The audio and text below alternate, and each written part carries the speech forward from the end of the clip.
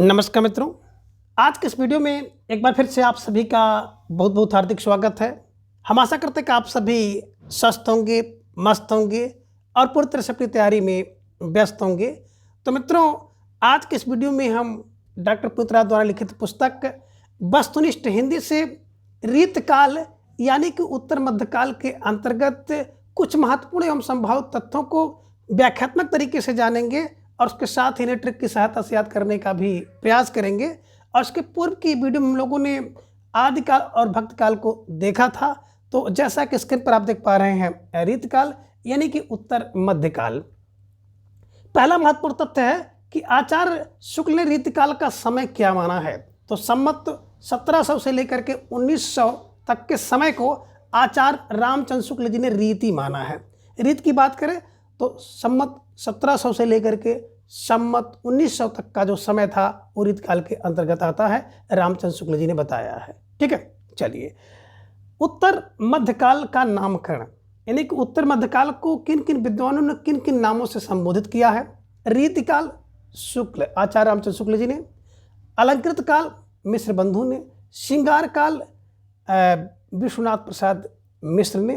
तो ये ध्यान में रखिएगा, यहाँ से प्रश्न आपकी परीक्षा में पूछा जाता है। तो देखिए, रीति रघुकुल रीति चली आई। रीतिकाल किसका बोले सर? रीतिकाल तो राम का है। रीतिकाल राम का है, रामफार रामचंद्र शुक्ल को ध्यान में रखिएगा। अलंकृत मिश्र बंधु, बंधु करते हैं, चाहे आपके बंधु हो चाहे हमारे बंधु हो। जब वो किसी पद पर चयनित हो जाते हैं ना, तो अपने पूरे परिवार को अलंकृत करते हैं। तो अलंकृत करने का काम बंधु करते हैं, बंधु फार मिश्र बंधु ने रीतिकाल को कहा है।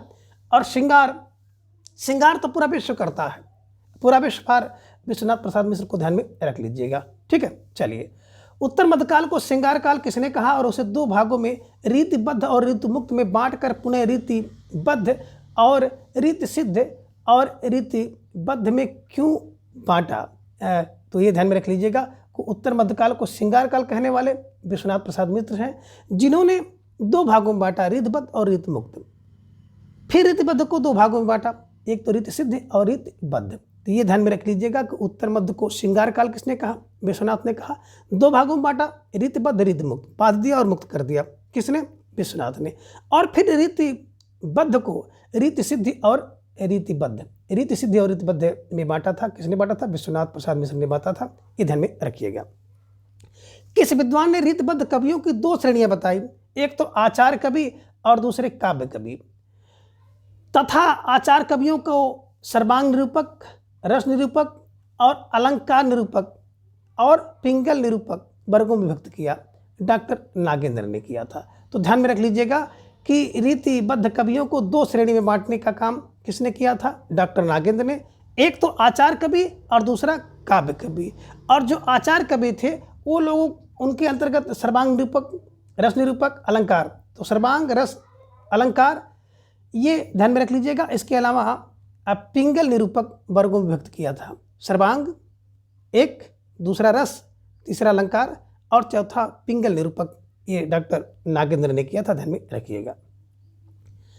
आगे doctor vernacular literature of Hindustan के 7वें अध्याय को गियर्सन ने रीति काव्य कहा है। इसके अंतर्गत उसने किसको किसको रखा था?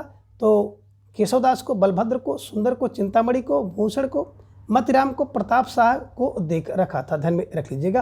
तो रीति काव्य किसका है? रीति काव्य गियर्सन का है। रीति काव्य नाम गियर्सन ने दिया है, ध्यान में रख लीजिएगा। रीतिकाल, रीति काव्य है ना। तो अभी आपने देखा रीतिकाल रामचंद्र शुक्ल का है, लेकिन रीति काव्य की बात आ जाती है तो गियर्सन ने कहा है।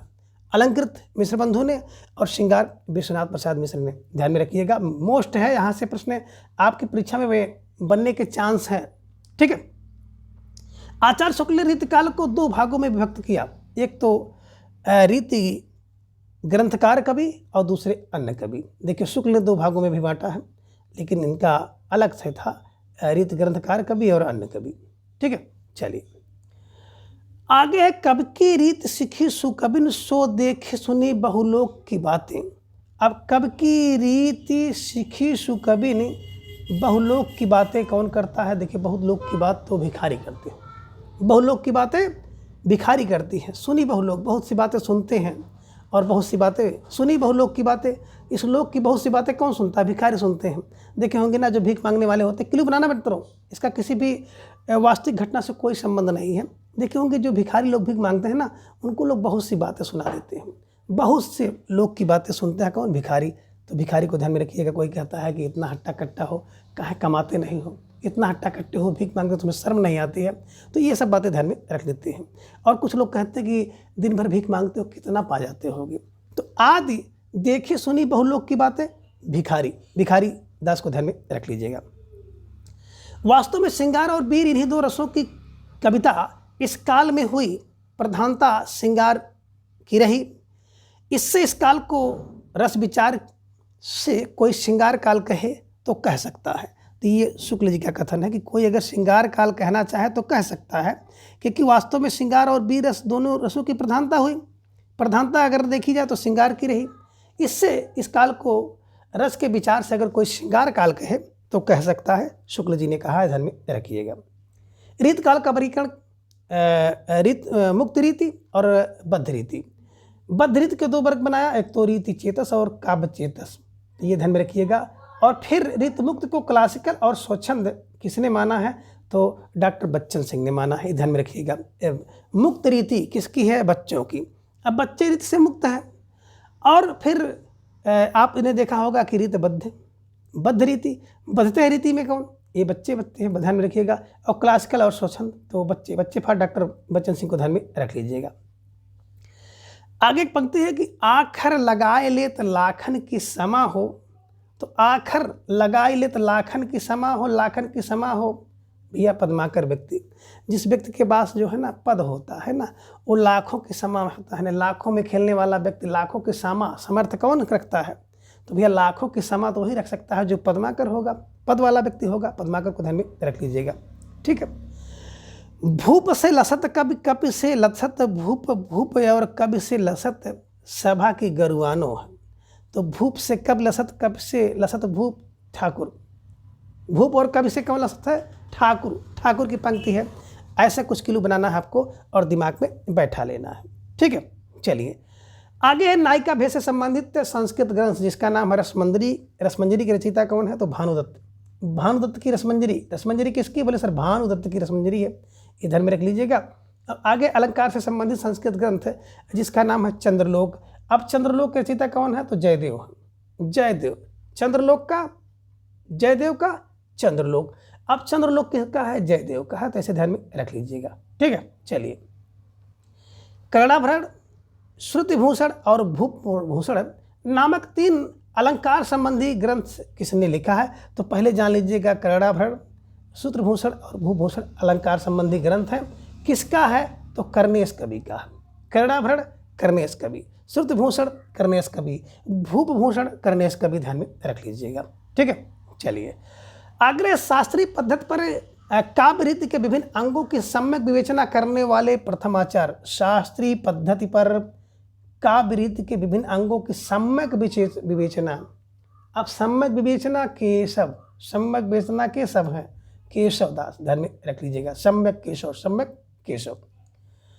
आचार्य शुक्ल ने रीति काव्य की परंपरा का प्रवर्तक किसको माना था? तो चिंतामणि को माना था। देखिए राम में चिंता हम लोग करते हैं, राम की चिंता ही तो करते हैं, बस रीति काल का ध्यान में रखिएगा। प्रवर्तक किसको माना?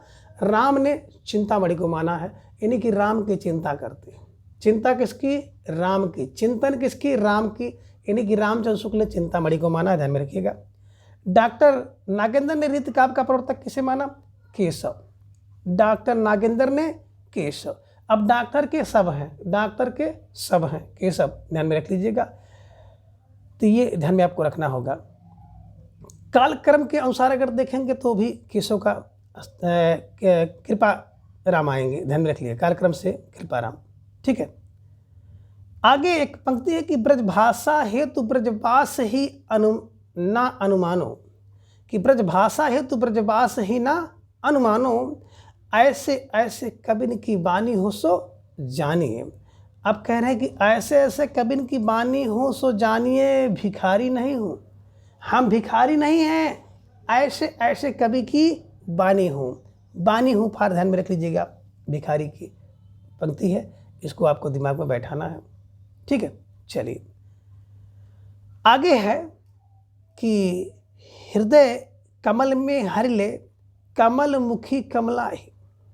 तो मोतीराम जी की पंक्ति है, मोतीराम की सतसई से लिया गया है कि हृदय कमल में हर ले कमल मुखी कमलाई।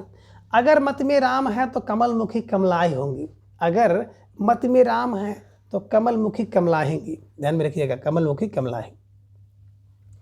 आगे के कवि रिझी हैं तो कविताई, ना तो राधिका कन्हाई सुमिरन को बहाने हैं।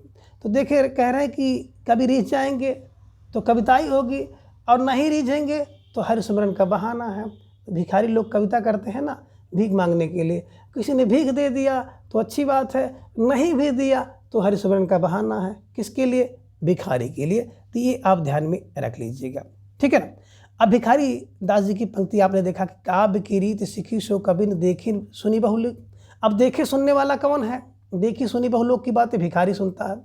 अभी आपने एक लाइन और देखी थी यहाँ पर कि ऐसे वैसे, है ना, ऐसे ऐसे कभी नहीं की बानी हो सो जानिए। तो ऐसे वैसे बानी नहीं, भिखारी की बानी है ना।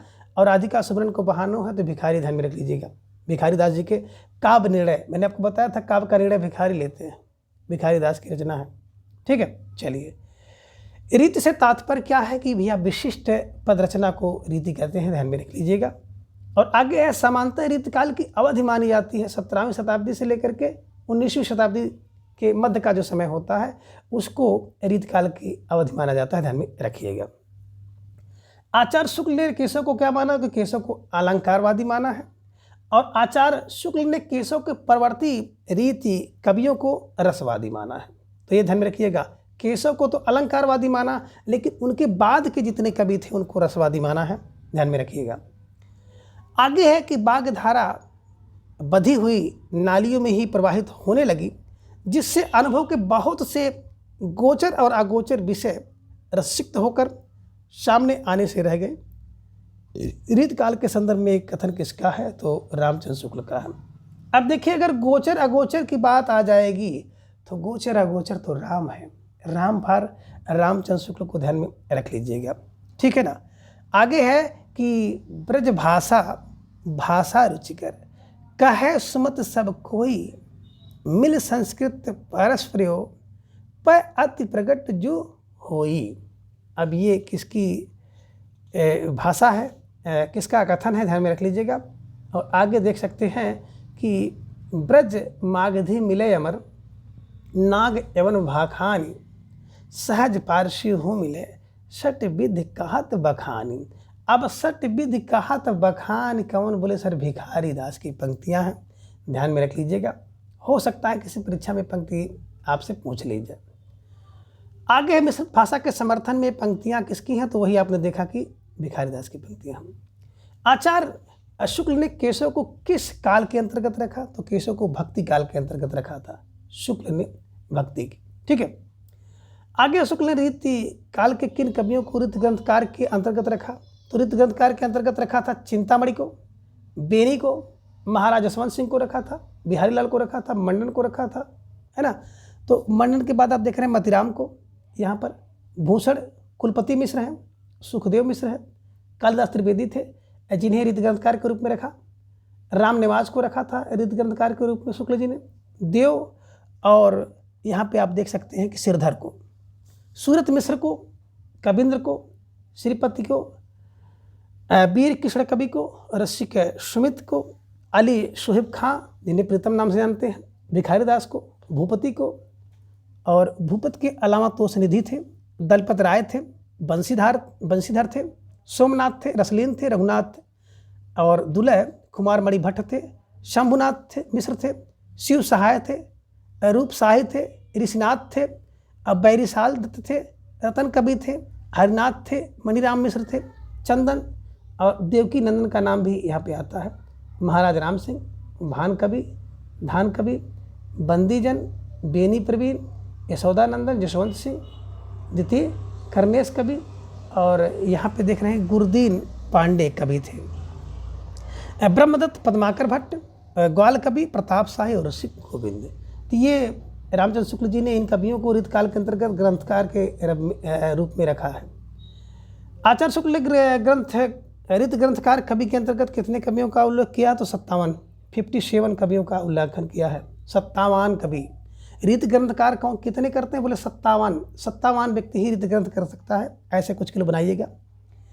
ऋत कवि चिंतामणि त्रिपाठी कहाँ के रहने वाले थे? देखिए, चिंतामणि तिकवा, चिंता ताता तिकवा चिकवा, ध्यान में रखिएगा, तिकवापुर के थे, जो कि कानपुर के निकट पड़ता है। जनश्रुति के अनुसार चिंतामणि त्रिपाठी के भाई थे तो भूषण, मतिराम और जटाशंकर। तो ये ध्यान में रख लीजिएगा, है ना। चिंता भी मत में जड़ी है, चिंता भी मत में जड़ी है, चिंता भी, चिंतामणि, भूषण, मतिराम और जटाशंकर। तो चिंता भी मत में जड़ी है, ये चारों भाई हैं। ठीक है, चलिए। चिंतामणि किसके राजाश्रित कवि थे? तो चिंतामणि नागपुर के भोसला राजा मकरंद शाह के कवि थे, राजाश्रित कवि थे मकरंद शाह, चिंता मकरंद शाह। किस कवि ने अपने ग्रंथों में अपना नाम कहीं कहीं मणिमाल भी लिखा है? तो चिंतामणि ने अपने ग्रंथों में कहीं कहीं अपना नाम मणिमाल लिखा है, ध्यान में रख लीजिएगा। ठीक है। आगे ऋतकाल की प्रमुख मुक्तक रचनाएं, जिनमें चिंतामणि की कविकलतरु, रसविलास, काव्य विवेक, श्रृंगार मंजरी, काव्य प्रकाश और छंद विचार। कैसे दिमाग में बैठाएंगे? तो देखिए, चिंता किसकी होती है? कवि को अपने कुल की, कवि को अपने कुल की चिंता होती है, तो कवि कुलतरु। रस विलास की चिंता होती है, काव्य विवेक की चिंता होती है, श्रृंगार मंजरी की चिंता होती है, काव्य में प्रकाश की और छंद विचार करने की चिंता होती है। तो चिंता फार चिंतामणि द्वारा लिखे गए सब, है ना, मुक्तक काव्य है। मतिराम का, अगर मत में राम है तो रस का राज मिल जाएगा। मत में राम है तो आपका ललित ललाम हो जाएगा। मत में राम है तो आपको सत सही सब दिखाई देगा। और अलंकार की पंचशिका आप लिख देंगे, वृत्त की कौमुदी लिख देंगे जब आपके अंदर मत के राम है। तो मतिराम की रचनाएं हैं, ध्यान में रख लीजिएगा। और भूषण की बात करते ही आपके दिमाग में आ जाएगा शिवराज भूषण, शिवा बामनी और छत्रसाल दशक। तो भूषण क्या है? शिवराज भूषण। भूषण क्या है? शिवा बामनी की और छत्रसाल दशक। बिहारी की एकमात्र रचना बिहारी सतसई, ध्यान में रख लीजिएगा। रसनिधि की बात हम लोग करते हैं तो रतन हजारा, विष्णुपद कीर्तन, कवित और बारामासी, गीत संग्रह अरिल और हिंडोला तथा सतसई रसनिधि की रचना है ना। जसवंत सिंह की बात करते हैं तो इनकी रचना है आपरोच सिद्धांत, अनुभव प्रकाश, आनंद विलास, सिद्धांत बोध, सिद्धांत सार, भाषा भूषण और अस्फुट छंद। ये सब रचनाएं जो है जसवंत सिंह की हैं, ध्यान में रख लीजिएगा। ठीक है। आलम की रचना है आलम केली। ठीक है। देव की प्रसिद्ध रचनाएं हैं। अगर देव जी की बात करें तो इनके द्वारा कुल 6 तो विलास इन्होंने लिखा है। भाव विलास, भवानी विलास, भाव भवानी, कुशल विलास, रस विलास, जात विलास और नीचे आप एक और देखते हैं राधिका विलास। तो 6 तो इन्होंने विलास लिखा। एक इन्होंने प्रेम चंद्रिका लिखा था। इसके अलावा सुजान विनोद लिखा था और प्रेम का तरंग, प्रेम चंद्रिका, प्रेम तरंग, ये ध्यान में रखिएगा। सुजान विनोद, देवचरित, काव्य रसायन, देव शतक, सुख सागर तरंग और प्रेम दीपिका। और यहाँ पे देख सकते हैं कि सुमित विनोद होना चाहिए था, नित्य शतक। तो ये सब चीज़ें अगर आप ध्यान में देखेंगे तो 6 तो विलास इनके हो गए। भाव विलास, भवानी विलास, कुशल विलास, रस विलास, जात विलास और यहाँ पर राधिका विलास। प्रेम की यहाँ पे देख सकते हैं कि प्रेम चंद्रिका और प्रेम दीपिका और प्रेम तरंग, 3 तो प्रेम वाले आपको मिल गए। इसके बाद एक सुजान विनोद है और देवचरित, देव शतक मिल गया, 2 शतक वाले देव वाले, काव्य रसायन और सुमित विनोद और नीति शतक। तो ऐसे कुछ किलो बना करके इनको दिमाग में बैठा लीजिएगा। कभी कभी इनकी रचनाएं परीक्षा में पूछी जाते हैं। और अगर आप विस्तृत रूप से आपको देखना है तो पूरा हिंदी साहित्य का इतिहास मेरे द्वारा पढ़ाया जा चुका है। आप लोग पीजीटी हिंदी या टीजीटी हिंदी की प्लेलिस्ट को ओपन करके देख सकते हैं। पूरा का पूरा कंटेंट है, टेक्स्ट है, विस्तृत रूप से। ठीक है, चलिए। एक तो आप लोगों की डिमांड थी कि सर डॉक्टर पुत्राज जी की पुस्तक को भी तेज़ी के साथ करा दिया जाए, तो बहुत तेज़ी के साथ आप सबके सामने रखने का प्रयास कर रहे हैं। बीच बीच में जहाँ पर थोड़ा सा आवश्यकता पड़ रही है और उसकी ट्रिक भी आपको दे रहे हैं। ठीक है, चलिए। ऋतकाल की जो मुक्तक रचनाएं कौन कौन सी हैं? एक तो घनानंद की, कवि घनानंद। सुजान हित प्रबंध, अब सुजान हित प्रबंध किसका है? तो बोले घनानंद का है। कृपा कंद निबंध घनानंद का है। वियोग की बेली किसकी है? घनानंद की है। इसकी लता घनी होती है, यमुना का यश घना होता है, प्रीत की पावस घना होता है, पदावली घनी होती है, प्रकीड़क छंद ये घने होते हैं। तो ये ध्यान में रख लीजिएगा। घनानंद माने घना आनंद कौन दे सकता है? एक तो सुजान हित, जो सुजान हित करेगा वो घनानंद देगा। कृपाकंद की जो व्यक्ति निबंध होगा वो घनानंद देगा। वियोग की बेल अगर मिल जाए तो घना आनंद देगी। स्कल की लता घनानंद देती है। यमुना का यश, अप्रीत का पावश, पदावली और प्रकीर्णक छंद। ठीक है, चलिए आगे है रसलीन। देखिए व्यक्ति रस में लीन होता कब? अंग को दर्पण में देखने में लीन है और रस का प्रबोध में व्यक्ति लीन हो जाता है। अगर अंग देख रहा है दर्पण में व्यक्ति तो उसमें लीन हो जाता है, और किसी चीज़ के रस का प्रबोध पा जाता है तो व्यक्ति उसी में लीन हो जाता है। लीन फार रसलीन को ध्यान में आप रख लीजिएगा। ठीक है, चलिए आगे सोमनाथ की प्रसिद्ध रचनाएं हैं कि रस पीयूष निधि। किसकी रस पीयूष निधि है? सोमनाथ की। श्रृंगार विलास किसका है? सोमनाथ का है। और प्रेम पचीसी सोमनाथ का। ठीक है, भिखारीदास की प्रमुख रचनाएं हैं। काव्य का निर्णय कौन लेता है? भिखारी, मैंने आपको बताया था। श्रृंगार का निर्णय भिखारी लेता है। रस का सारांश भिखारी से पूछो। छंद और पिंगल भिखारी का, और छंद का प्रकाश। तो ये ध्यान में रख लीजिएगा, काव्य निर्णय भिखारी, श्रृंगार निर्णय। तो काव्य और श्रृंगार का निर्णय भिखारी लेते हैं। रस का सारांश भिखारी जानता है। छंद और पिंगल और छंद प्रकाश भिखारी का है, मतलब भिखारीदास को ध्यान में रख लीजिएगा। दूल्हे का कवि कुल कंठाभरण। अब कुल कंठभरण किसका है? दूल्हे का, है ना। बोधा, बीरे की वारिस बोधा का, इसका नाम है बोधा। बोध होता है ना, जब बीरे में आप बारिश होंगे ना तो आपको बोध हो जाएगा। बिरह होते ही बोध हो जाता है कि कौन व्यक्ति आपके लिए खास महत्व रखता है ना। तो बिरह में बोध होगा, बिरह वारिश। इसके नामा, है ना, इसके नामा ही बोध कराता है, ध्यान में रखिएगा। बोधा का इसके नाम है, बोध का नाम ही इसका है। ठीक है, चलिए और इसी से मिलती जुलती रचना इसलता घनी होती है। ठीक है, जसवंत सिंह द्वितीय की रचना है श्रृंगार शिरोमणि। आगे है पद्माकर जी। पद्माकर का जगदिनोद, पद्माभरण, गंगा लहरी, प्रबोध पचासा, कली पच्चीसी, प्रताप सिंह बिरदावली। अब देखिए जो पद्म वाला व्यक्ति होगा ना, पद्माकर व्यक्ति जग में दिनोद करेगा, पद्म भरण करेगा, गंगा लहरी, प्रबोध पचासा, कली पच्चीसी, प्रताप सिंह बिरदावली। ठीक है, आगे बेनी बंदीजन की रचना है टिकैत राय प्रकाश, भड़वा संग्रह और रस का विलास। ठीक है, चलिए और एक रस विलास, भाव विलास, भवानी विलास, ये देव ने भी लिखा है, तो ध्यान में रख लीजिएगा। ठीक है, ग्वाल क्या करते हैं? यमुना में लहर लेते हैं, यमुना लहरी। भक्तन भावन ग्वाल करते हैं। रसिकानंद कौन होते? ग्वाल होते हैं। रसरंग ग्वाल होते हैं, ग्वाल का है। कृष्णजू को नक्सिक ग्वाल का है। दूसर दर्पण ग्वाल का, राधाष्टक ग्वाल का और राधा माधव मिलन ग्वाल कवि की रचना है।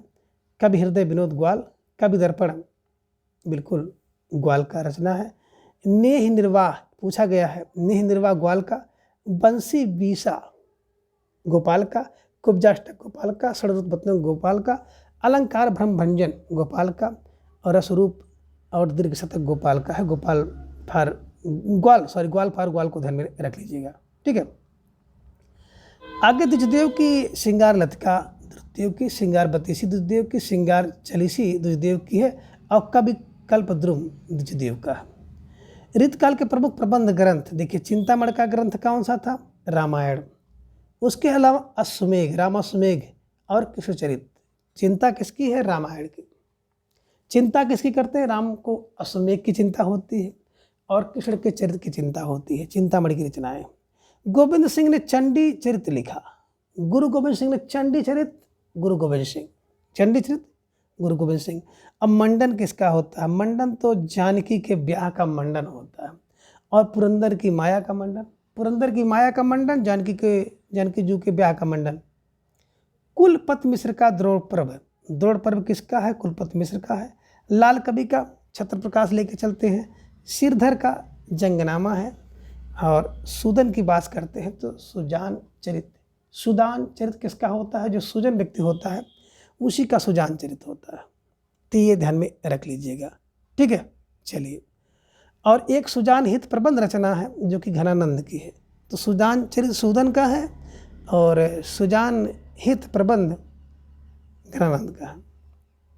पद्माकर की हिम्मत बिरदावली, ग्वाल कवि की हमीरहट, विजय विनोद और गोप 25 ध्यान में रख लीजिएगा। ठीक है, ऋतकाल के प्रमुख नाटककार की बात अगर की जाए तो प्रमुख नाटककार आप यहाँ पे देख सकते हैं। जसवंत सिंह का प्रबोध चंद्रोदय नाटक है, राम का हनुमान नाटक, निवाज का शकुंतला नाटक।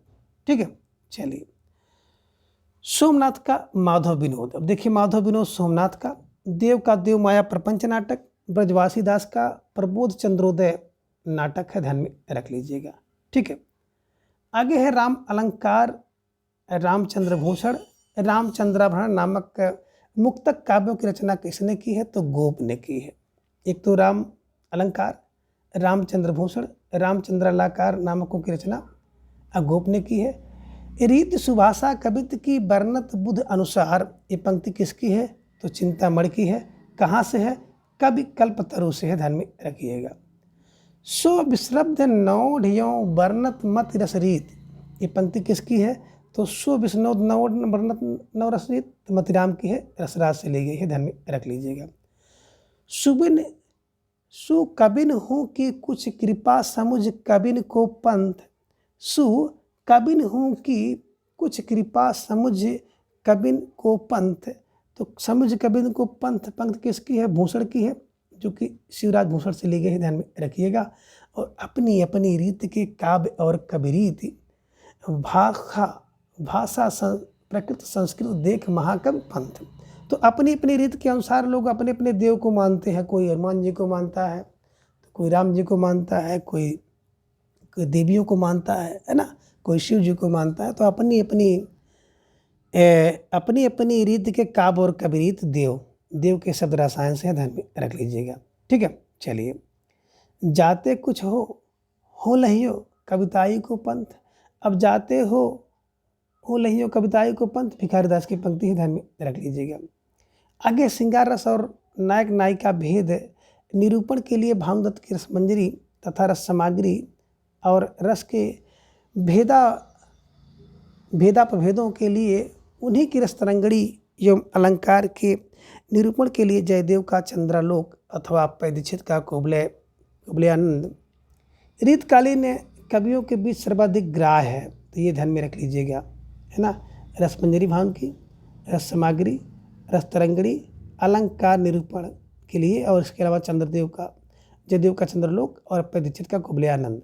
ठीक है, चलिए रीतकाल में श्रृंगार रस और नायक नायिका भेद निरूपण के लिए मुख्यतः संस्कृत के किस ग्रंथ को आधार माना गया? तो जो रस की बात की जाती है श्रृंगार रस में नायक नायिका के निरूपण भानुदत्त कृति है रसमंजरी तथा रस सामग्री से। ठीक है, चलिए रीतकाल में रस के भेदों के निरूपण के लिए मुख्यतः संस्कृत के किस ग्रंथ को आधार बनाया गया? तो संस्कृत का भानुदत्त कृति रस तरंगड़ी। ठीक है ना। रीतकाल में अलंकार निरूपण के लिए मुख्यतः संस्कृत के किन ग्रंथों का आधार? तो देखिए अलंकार के लिए जयदेव का चंद्रालोक तथा पै दीक्षित का कुबलयानंद। ठीक है ना। रस के लिए आपने रस तरंगड़ी को, अलंकार के लिए चंद्रालोक जयदेव का और कुबलयानंद पै दीक्षित का। रीतकाल में छंद विवेचन के लिए मुख्यतः किन ग्रंथों को? तो बिल्कुल छंद निरूपण के लिए भट्ट केदार का व्युत रत्नाकर, गंगादास की छंद मंजरी तथा प्रकृत पैंगलम को माना गया है, ध्यान में रखिएगा। गाथा सप्तशती के रचयिता हाल हैं, कवि हाल। अमरुक शतक की बात करते हैं तो अमरुक का है।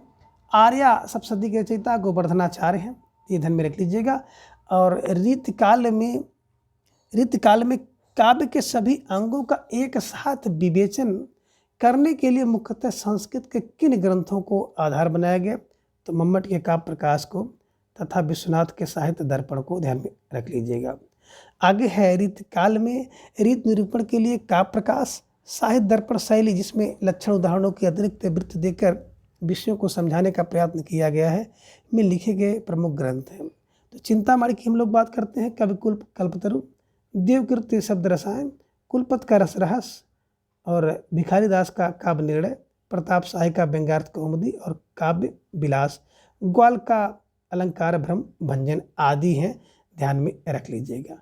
ठीक है, चलिए आगे हैं चंद्रलोक कुबलयानंद की संक्षिप्त शैली में लिखे गए प्रमुख ग्रंथ, है ना। चंद्रालोक और कुबलयानंद की संक्षिप्त शैली में लिखे गए प्रमुख ग्रंथ कौन कौन से हैं? जसवंत का भाषा भूषण है, दुल्हे कवि का कविकुल कंठाभरण है, वीर सालकृत भाषा भरण है, गोविंद कृति क्रीड़ाभरण है, याकूब खां का रसभूषण है और पद्माकर का पद्माभरण है, जो कि चंद्रालोक और कुबलानंद की संक्षिप्त शैली में लिखे गए। ऋतकाल में किस शैली में सर्वाधिक ऋत ग्रंथ लिखे गए? तो ध्यान में रख लीजिएगा, जो भानुदत्त की रसमंजरी शैली, जिसमें लक्षण और उदाहरण देकर रस का निरूपण किया गया है, तो रसमंजरी क्या कह सकते हैं? भानुदत्त की रसमंजरी। ठीक है, आगे है छोड़े आपनो भवन तुम, भवन कौन के जात, तथा ते धन ले ब्रजराज लिखे गृह काज, करे और लाज संभारे।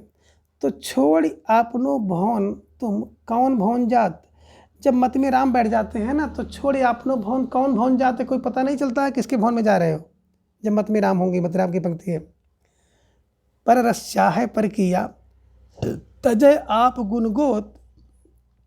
ये पर रस चाहे पर किया देव, पर रस चाहे पर किया देव की पंक्ति है। और प्रेमहीन प्रिय वैश्या है सिंगाराभास, प्रेमहीन प्रिय वैश्या, तो ये देव की पंक्ति है कि प्रेमहीन प्रिय वैश्या क्या है? देव की पंक्ति है। आगे है को कि तेव उपाय करो, कहूँ होत है आप उन पियो पराए। जब मत में राम बैठे हैं ना, तो कोई कितना उपाय कर लेगा, अपना पराया नहीं हो सकता है, अपना पियो पराया नहीं हो सकता है। कि कोई कि तेव उपाय करो, कहूँ होत है आपन पियो पराए। अगर मत में राम बैठे हैं तो, इन्हीं की मदराम जी की पंक्ति है, ध्यान में रख लीजिएगा। अब कालक्रम के अनुसार ऋत कवि, तो आप ध्यान में रख लीजिएगा KBCB, KBCB केशव बिहारी चिंताभूषण, और EMDG पद्माकर, है ना। तो Keshav Bihari Chintabhushan, Keshav Bihari Chintabhushan, Matiram Dev Ghananand Padmakar, Matiram Dev Ghananand Padmakar. KBC, K for Keshav और B for Bihari, C for Chintamani और फिर बी फॉर भूषण। तो KBCB और MD मतिराम देव और EMDG बस ऐसे क्लू बना लीजिएगा, ये मिल जाएंगे। केशवदास की बात करते हैं तो 1555, 1617, 1555 और 1617 में। बिहारी का 1595, 1663, है ना। चिंतामणि पूरे 1600, 1680, ध्यान में रख लीजिएगा। भूषण का 1613 और 1715, भूषण का। मतिराम का 1617, 1701, देव का 1673, 1767, और घनानंद की बात आ जाएगी तो घनानंद का 1679, 91 और 1739। पद्माकर का 1753, 1833 सागर मध्य प्रदेश में।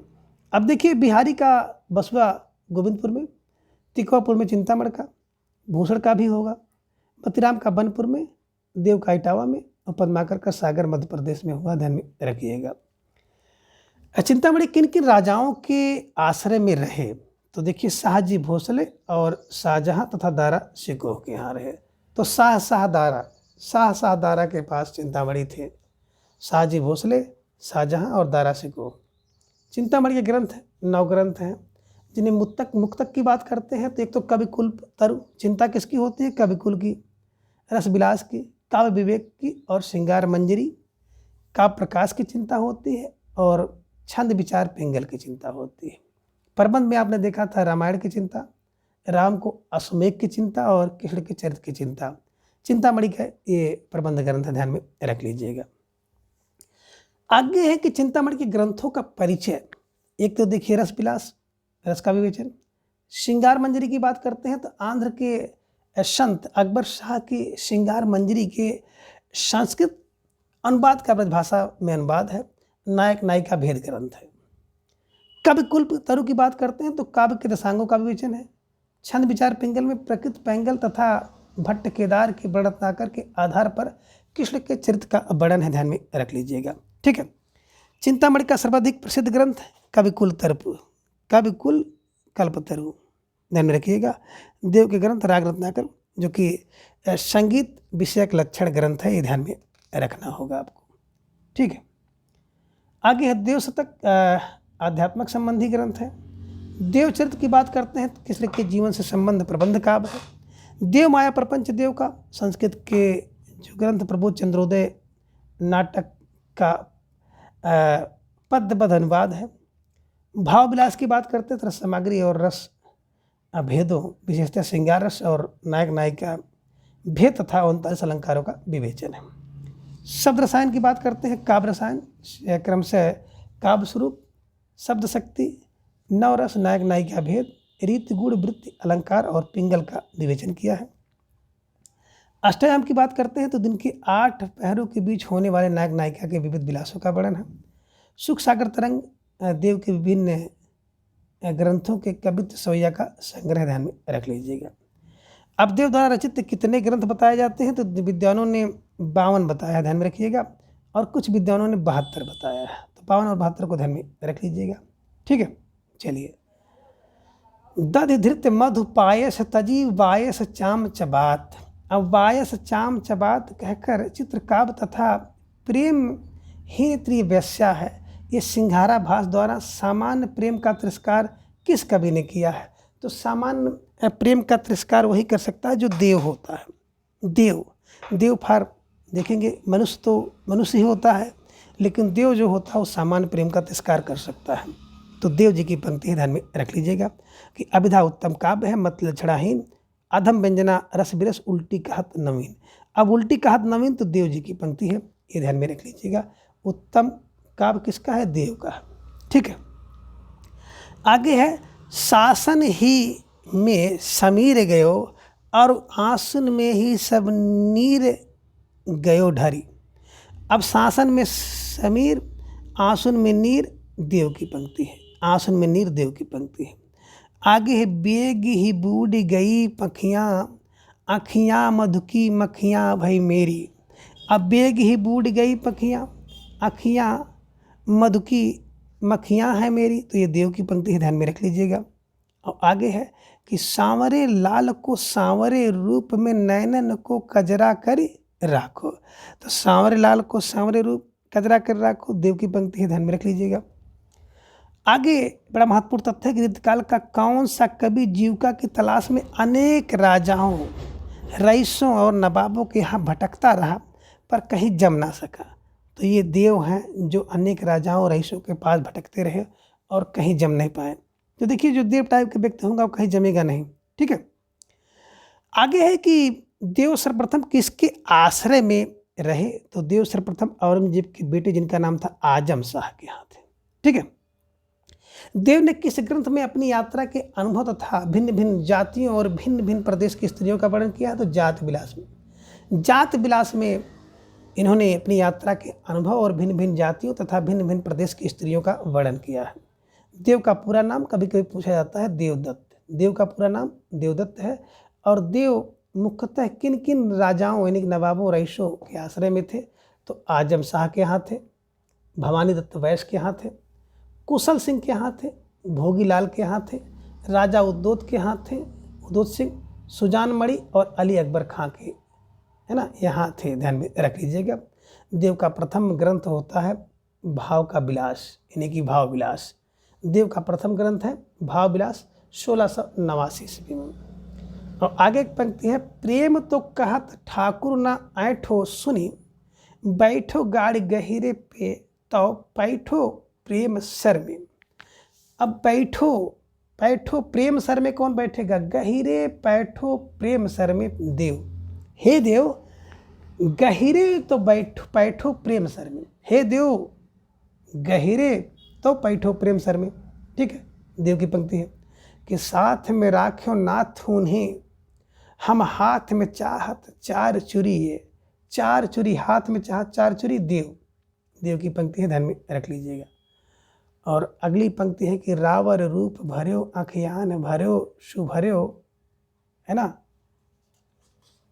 भर्यो सुभर्यो। यहाँ पे देख लीजिएगा, रावर रूप भरो अखियान भरो सुभरो, थोड़ा सा 1900 सुदर्शो परो। तो दर्शो परो, रावर रूप भरो अखियान देव, कि रावर रूप भरो अखियान भरो देव, ध्यान में रख लीजिएगा। रीत कवियों तथा रीत मुक्त कवियों में एकमात्र कवि कौन है जिसने निर्गुण भक्तों की अक्षरता के साथ साथ जात पात ऊंच नीच के भेदभाव का विरोध किया? तो देव ने ही जात पात ऊंच नीच भेदभाव का विरोध कर सकता है कौन? जो देव होगा। तो ध्यान में रख लीजिएगा, रीतकाल के अंतर्गत देव कभी नहीं किया है। कि है उपजे रज बीज ही ते, बिन से तु सबय छित छारे के छाड़े, एक से देखो कछु ना विशेखो, जो एक उन्हार कुन्हार के भाड़े, तापर ऊंचे और नीच विचार, वृथा याद बढ़ावत छाड़े, वेदन मुद कियो इन दुंदु की, सूद अपावन पावन पाड़े। तो ये ध्यान रखिएगा, अपावन पावन पाड़े देव की पंक्ति ध्यान में रख लीजिएगा। आगे है कि बंसी तट नट नागर नट तुमो, बंसी तट नट नागर नट तुमो, देव की। अब बंसी तट नट नागर देव, बंसी तट नट नागर देव है, ऐसे बना लीजिएगा और देव की पंक्ति है ध्यान में बैठा लीजिएगा। कि पारावार पूर्ण अपार पार ब्रह्म राशि, जासुदा के कोरे एक बार ही कोरे परी। तो ध्यान में रखिएगा, पारावार पूर्ण अपार पार ब्रह्म देव, देव की पंक्ति है ना, एक बार ही कोरे परी, देव की पंक्ति ध्यान में रख लीजिएगा, देव जी। ठीक है। देव रचित नाटक था देव माया प्रपंच, देव माया प्रपंच ध्यान में रख लीजिएगा।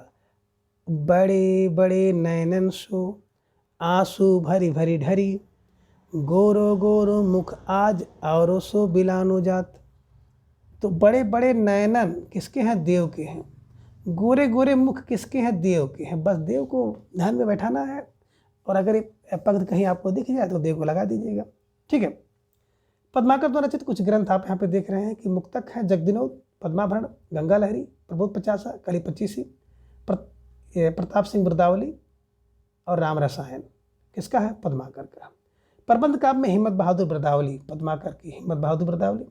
पद्माकर के रीत निरूपण संबंधी ग्रंथ हैं जगदिनोद, पद्माभरण, जिसमें अलंकार तथा नवरस का विवेचन। जगदिनोद में नायक नायिका के भेद तथा नवरस का वर्णन है, ध्यान में रख लीजिएगा। पद्माकर ने जगदिनोद की रचना कब और किसके आश्रय में की थी? तो 1803 ईस्वी में की थी। 1821 के बीच महाराज जगत सिंह के आश्रम में की थी, ध्यान में रखिएगा। जगदिनोद जगत सिंह है ना, जगदिनोद नाम ही पड़ा है जगत सिंह। पद्माकर के किस ग्रंथ में नायक नायिका भेद, 4 प्रकार के दर्शन, नायक के सखाओं, नायिका की सखी, 3 प्रकार की दूती तथा षड्रितियों का वर्णन और श्रृंगार रस के अनुभवों के विवेचन की ब्याज से 8 सात्विक भावों और 12 हावों का वर्णन करते हुए श्रृंगार आदि 9 रसों का विवेचन प्रस्तुत किया है? तो जगदिनोद में जगत सिंह पद्माकर। ठीक है। आगे पद्माकर के जगदिनोद में कितने प्रकरण और छंद है? तो 6 प्रकरण है और 731 छंद है। पद्माकर किन की राजाओं के आश्रय में रहे हैं?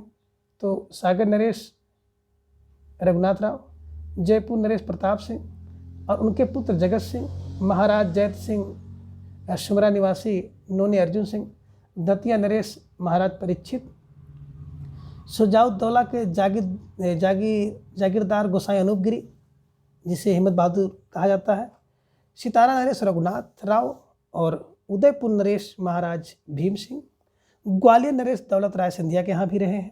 तो ध्यान में रख लीजिएगा, पद्माकर जी इतने लोगों के सानिध्य में रहे। पद्माकर सर्वाधिक प्रसिद्ध ग्रंथ था जगदिनोद और पद्माभरण, है ना। आगे है महाराज ग्वालियर के नाम पे पद्माकर का बनाया हुआ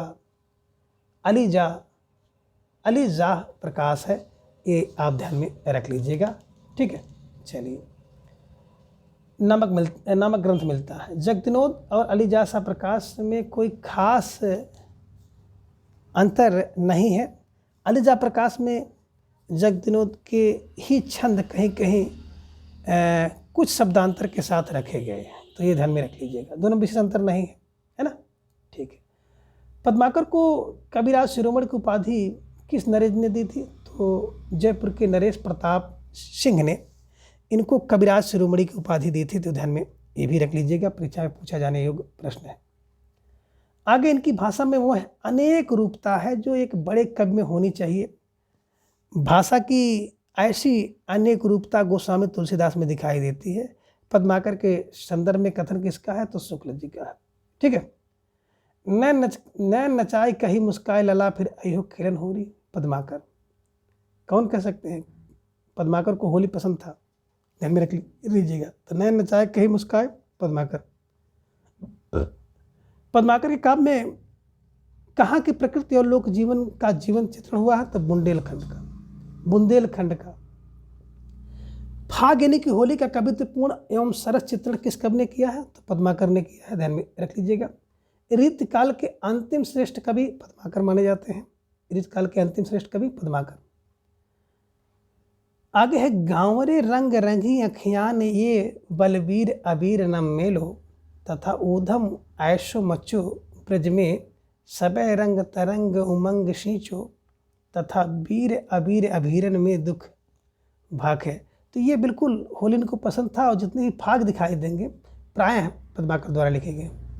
भूषण को भूषण उपाधि किस राजा ने दिया? तो भूषण को भूषण उपाधि किस राजा ने दिया? चित्रकूट नरेश रुद्रास सोलंकी ने दिया था, ध्यान में रख लीजिएगा। भूषण उल्लास, दूषण उल्लास और भूषण हजारा का रचयिता भूषण भूषण भूषण दूषण। ठीक है, चलिए। रीतकाल में श्रृंगार की धारा को बीरस की ओर मोड़ने वाला भूषण ही है। शिवा को बखानो के बखानो छत्रसाल को भूषण की पंक्ति है। भूषण के रचित ग्रंथ हैं शिवराज भूषण, 105 अलंकारों का निरूपण है, जिसमें 99 अर्थालंकार, 4 शब्दालंकार, शेष जो 2 चित्र और शंकर अलंकार हैं। तो प्रश्न बना था कि शिवराज भूषण में कितने? 105 अलंकार हैं, ध्यान में रख लीजिएगा। भूषण ने अपने ग्रंथ शिवराज भूषण में अलंकारों का निरूपण किस ग्रंथ के आधार पर किया है? तो जयदेव के चंद्रालोक और मतिराम के लितलाम के आधार पर शिवराज भूषण में अलंकारों का प्रयोग किया है, ध्यान में रख लीजिएगा। और आगे एक पंक्ति आप देख रहे हैं कि इंद्रजिम्ब जम्ब पर वांडव सोवम्ब पर त्यों मलेच्छ वंश पर शेर शिवराज हैं। ये पंक्ति है भूषण की। दारा की दौर यह रार न खुजवे की, तो दारा की दौर है भूषण। शिवा जो न होत तो सुनत होत सबकी, शिवा जो न होत तो सुनत होत सबकी, भूषण की पंक्ति है। और भूषण के काव्य का एक प्रमुख दोष था कि भाषागत अव्यवस्था, है ना, शब्दावली आप कह सकते हैं, को तोड़ मरोड़ करना, जो कि व्याकरणगत त्रुटियाँ होती हैं। तो ये ध्यान में रख लीजिएगा। और आगे है ऊंचे घोर मंदिर के अंदर रहने वाली ऊंचे घोर मंदिर के अंदर रहती है। तो ये पंक्ति किसकी है? भूषण जी की पंक्ति है, ध्यान में रख लीजिएगा। तो मित्रों, आज के इस वीडियो में बस इतना। अगली वीडियो में हम इसके अगले भाग को जानेंगे। तब तक के लिए आप सभी अपना बेहद ख्याल रखें और अपना अधिक से अधिक समय अपने अध्ययन पर लगाएं। अपना प्रेम विश्वास इस तरह से चैनल पर बनाए रखें। धन्यवाद, नमस्कार, बाय बाय।